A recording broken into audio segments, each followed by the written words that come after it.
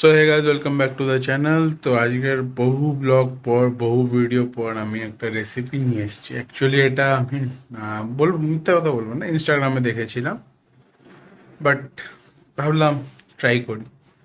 আর try করে তোমাদের রিভিউটাও দিই কেমন হয়েছে, কেমন খেতে। রাদার খেতে বলতে গেলে ভালো, কিছু একটু 19-20 আমি চেঞ্জ করেও থাকি। তোমাদের একটা সাজেশনও দেবো, সেটা ব্লগের মধ্যে দেখতে পারবে। তো বেসিক্যালি আমি বানিয়েছিলাম কোরিয়ান চিলি পটেটো, বাট পোট্যাটোটাকে ম্যাশ করে ওর মধ্যে oregano, chili flakes, chili powder, pepper, এসব মানে গোলমরিচ ফলমরিচ দিয়ে ওটাকে একটু স্পাইসি করে। তো চলো ব্লগটা শুরু করি।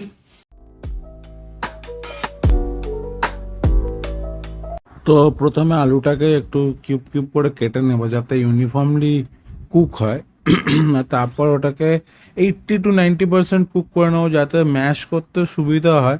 আর পরে যখন আমি আরেকবার ফায়ারের আগুনে দেবো, মানে সসটা বয়েল করবো, তখন যাতে ওটা সসের যে ফ্লেভার সেটা টেনে নেয়। নাহলে অনেক সময় কী বলতো, আলু ফুললি কুকড হয়ে যায়, তারপর এ করলে পুরো ভেচকে যায়, মানে ম্যাশড, একদম ম্যাশড হয়ে যায়।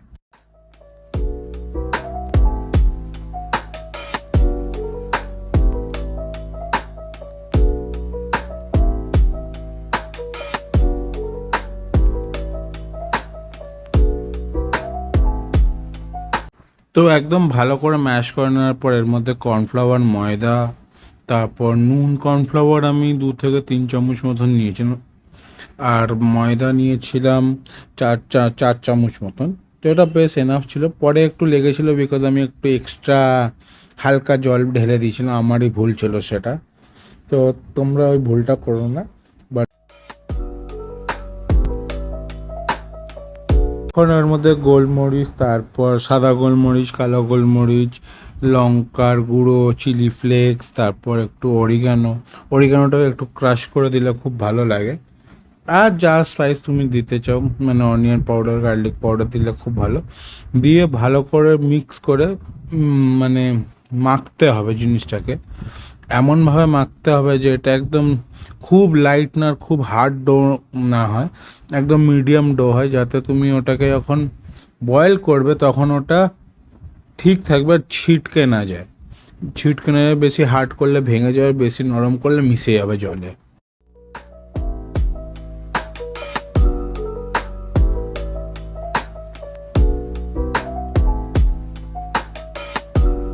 তো একবার ডোটা রেডি হয়ে গেলে অনেকে করে যে ছোটো ছোটো পিস করে কেটে নেয়, মানে লম্বা করে ছোটো ছোটো পিস কেটে। আমি এমনি বল বানিয়ে বলটাকে ফ্ল্যাট করে আমি এই বোতলের ঢাকনা দিয়ে এরকম ডিজাইন করি যাতে মাশরুমের মতন লাগে।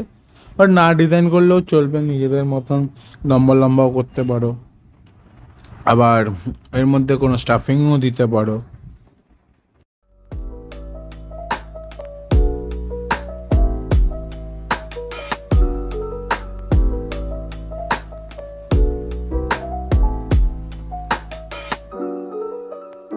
তো তারপর জলটা হালকা বয়েলে এসে গেলে ওটার মধ্যে তখন এদেরকে দিয়ে দিতে হবে।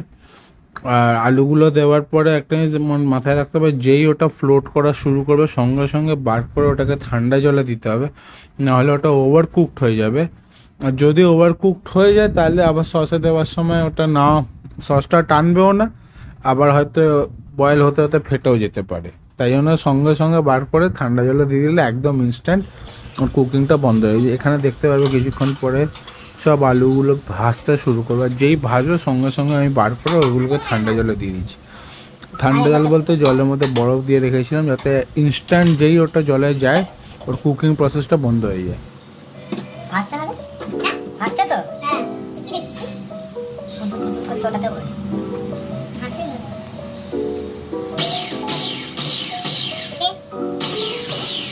তো যদি দেখো তোমার অনেকগুলো হয়েছে, আমি অলমোস্ট 4টে আলু ইউজ করেছিলাম, তো যেহেতু কড়াইটা ছোট ছিল তো আমরা 2বার করে দিয়েছি। আর এইভাবে তুমি চেক করে নিতে পারো যে এটা আলুটা হয়ে গেছে কিনা। যখন দেখছো ছুরির টিপটা একদম স্মুথলি ঢুকে যাচ্ছে, তার মানে আলুটা হয়ে গেছে বয়েল করা, কুক হওয়া।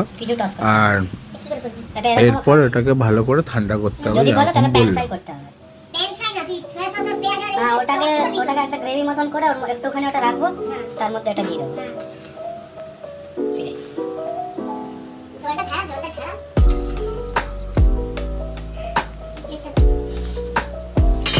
বাকিগুলো দিতে থাক।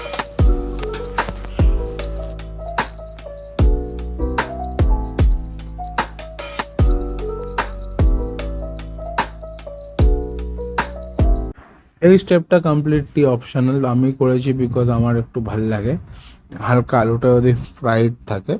তো আলুটাকে আমি কি করেছিলাম, হালকা একদম তেল দিয়ে একটুখানি খালি করে ফ্রাই করে নিয়েছিলাম প্যানে, জাস্ট ফ্রাই, মানে হালকা ওপরে গোল্ডেন কালার আসবে নামিয়ে দিয়েছি।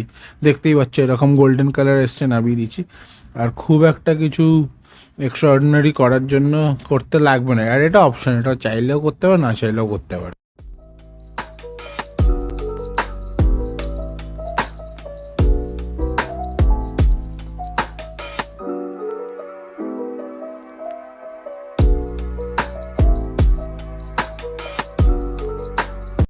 তো এরপর সসের জন্য আমি একটা কড়াইতে বাটার আর তেল মেল্ট করে একটু গরম করে নিয়েছি। তারপর ওর মধ্যে চপড গার্লিক আর অনিয়ন দেবো, রসুন পেঁয়াজ। আগে রসুনটা দিয়ে একটু ভালো করে ভেজে নেবো, তারপর পেঁয়াজটা দেবো।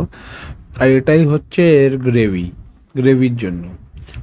তো আর একটা যেটা দেখেছিলাম সেখানে এটা ডাইরেক্ট গরম তেল করে এটাকে এর ওপরে ঢেলেছে, মানে পেঁয়াজ আর রসুনের ওপরে। ওটা আমি একটু উল্টো করছি, পেঁয়াজ আর রসুনটাকে ভালো করে আগে ভেজে নেবো, ওর মধ্যে সয়া সস দেবো, চিলি সস দেবো, আর একটু ওয়েস্টার সস দিয়ে, আর হালকা একটু এক্সট্রা নুন তো দিতেই হবে। আর একটু, এটা হচ্ছে চিলি অয়েল, এটা বাড়িতে বানানো চিলি অয়েল, খুব ভাল লাগে এটা। তো এখন ভালো করে ভেজে নিচ্ছি, আর ভেজে নেওয়ার পরে আমি যেটা বললাম, soya sauce, tomato sauce optional, chili sauce আর ওয়েস্টার সসের একটা মিক্সচার, হ্যাঁ আর একটুখানি ভিনিগার মিক্সচারের বানিয়ে ওটাকে এর মধ্যে দিয়ে দেবো। আর মিক্সচারটা ততটাই বানাবো যতটা দরকার পড়ে।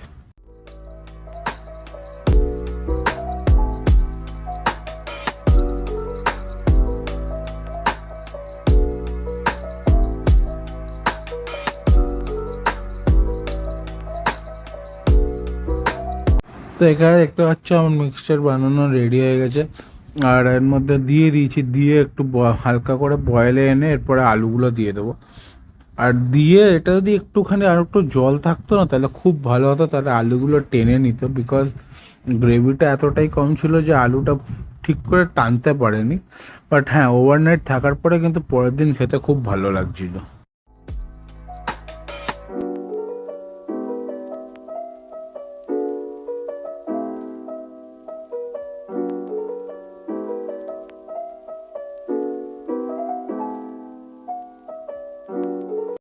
তো গ্রেভিটা আর একটু থাকলে ভালো হতো, আর খেতে এমনি খুব ভালো ছিল। আমি আরেকবার ট্রাই করব উইথ এর মধ্যে পনিরের বা কর্নের পুর দিয়ে আর চাউমিনের সাথে, যেটা অ্যাকচুয়ালি খুবই খুবই ভালো লাগবে এর সাথে।